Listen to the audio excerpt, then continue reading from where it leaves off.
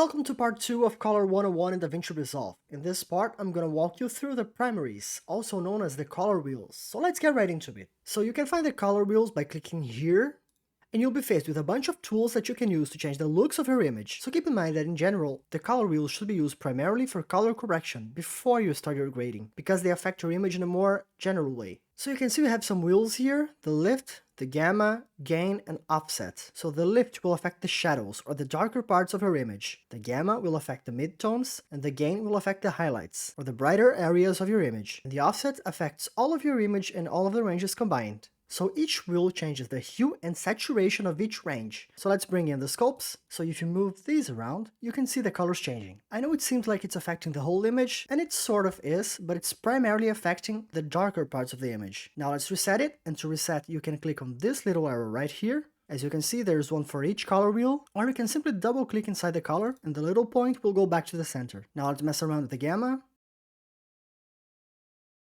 and the gain. And now the offset. And as you can see right here below the color data, we have a master wheel. This affects the brightness of each luminance area of the image. So you can use this to balance your clip, making sure the dark areas are not too dark and the bright areas are not too bright. So let's take a look. The midtones. Now the highlights. Let's reset the node grade, and here you can reset all the changes you've made to the color wheels. Now we have a few more tools here. We have the temp, which controls the temperature of the clip. You can make it warmer if you go up, or colder if you go down.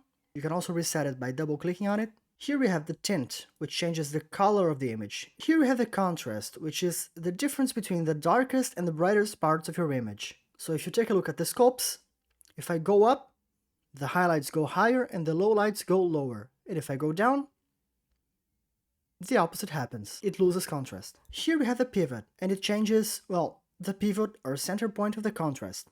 Down here we have the color boost. So if you take a look at the scopes, you'll see it increases the range of the color within the image. Here we've got the shadows and highlights that work pretty much like the master wheels of the lift and the gain. And here we have saturation. This tool changes the amount of color you have on the image. And as you can see, the colors get more vibrant if I go up, and less vibrant if I go down until we reach black and white. Here on hue you can play around with the hue of the image, make it more stylized if you want. And right here beside the color wheels we have the color bars. Now this will allow us to change the RGB values of the image. RGB stands for red, green, and blue. So every color inside the digital world is basically made of a mix of these three colors. And here we can change the values for each luminance range: the lift, the gamma, and the gain, and the general look in the offset as well. So here in the gain I can increase the red, decrease the blue, increase the green, and so on.